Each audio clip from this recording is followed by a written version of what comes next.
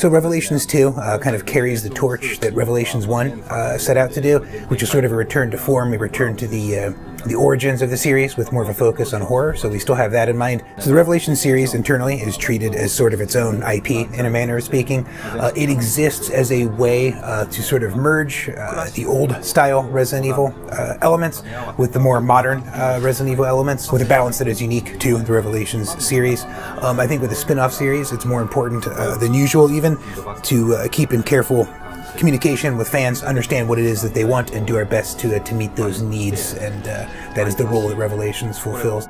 I think we do definitely feel some freedom, because it is a spin-off series, that we can try some things that we wouldn't necessarily do with the mainline series. Some new elements that we've incorporated in Revelations 2 this time around include things like some light stealth elements, things like that. These are new to us and something really excited about trying out, but at the same time, I think because it's not a mainline numbered series, it actually, in a way, limits our freedom, in a manner of speaking, in that that's where the big risks tend to be taken, and they tend to do things kind of out of the box. Whereas, as I said before, the idea of this being a spin-off series, it kind of gives us a special obligation to really understand what it is that the fans want and deliver that to them. So in some way we have a little more freedom, but in some ways we can't go too far off the beaten path because we have a certain mission in relation to the fans themselves. This particular game takes place on the Resident Evil timeline somewhere between the events of 5 and 6. During that time period, until now, what Claire has been up to has been kind of a blank slate, so this gives us a chance to roll up our sleeves and dive in and show people exactly what was happening to her in that time frame. Moira Burton is one of the first acknowledgments of Barry as a character since that vague ending in Resident Evil 3. What's he been up to? What's going on there? Is she the daughter that was in the picture that he had in Resident Evil 1? Yeah, so that is indeed the little girl that you see in Barry's family photo. Nice catch. So this isn't technically the first time we've seen Moira. It's certainly the first time that we've been able to control her in any capacity and seeing her as an in-game character. So she appears in the game not just as an important story element, she's also really important to the gameplay. She's there for a very good reason, and she is, acting as her own agent, as Moira, as a member of the Burton clan, so to speak. I can't tell you a whole lot about what Barry has been up to, but I can say that the focus of the story will remain largely on Moira and what she's up to, what's happening to her. Well, for now, I would rather that fans kind of talk amongst themselves of what they think might be happening with Barry and how what we might see or hear from him in the game. When we look back at the original Revelations, it did indeed start as a handheld system, but on a handheld system. It really took off when it hit the home consoles. It was pretty well received when it got its HD makeover, so it seemed to make sense to bring Revelations 2 to the home platforms as well.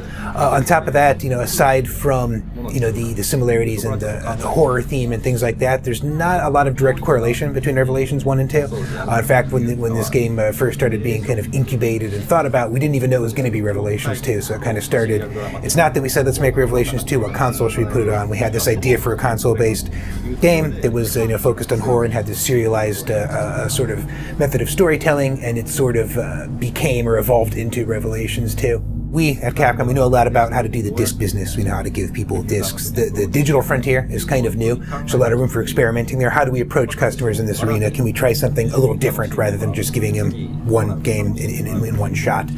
So we thought this whole episodic format might be an interesting thing to try. We thought it suited the way the game is designed and the tempo of it. We've kind of had this image in our heads that people would tend to play portable systems for shorter periods of time and tend to play longer on consoles. And that's been the conventional wisdom, but I think we see that changing. I think you have people on their cell phones and on portables playing for longer and longer. We have people who are turning on their home consoles but looking for a smaller, bite-sized experience. I think the market's changed a bit since then, so it seems like it would be well suited to this kind of format in that sense.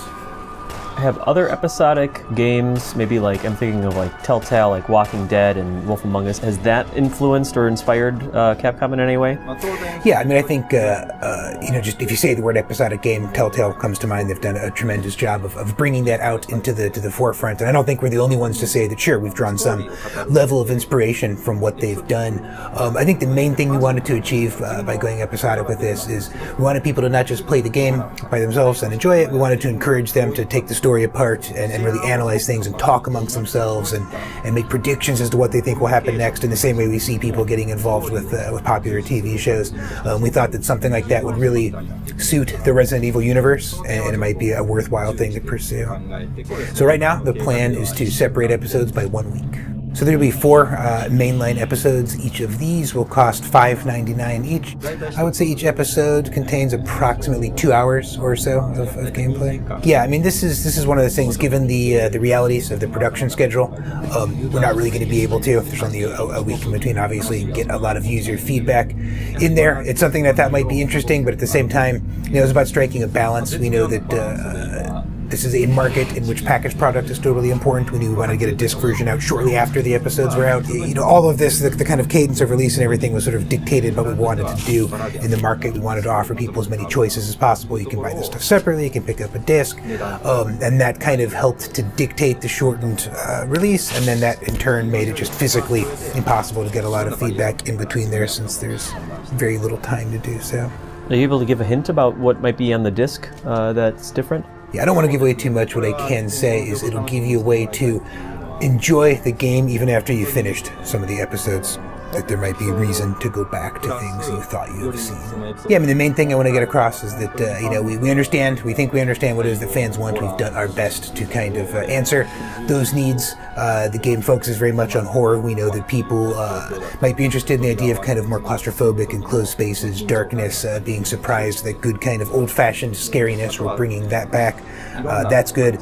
Once again, it's also full of plenty of homages and references to previous games in the series, which is great because the game itself is self-contained enough that someone could jump in with no real context from other Resident Evil games. But if you do kind of know your Resident Evil stuff, you're going to enjoy it perhaps on a different level than other people. So it should be entertaining and interesting for gamers of all stripes.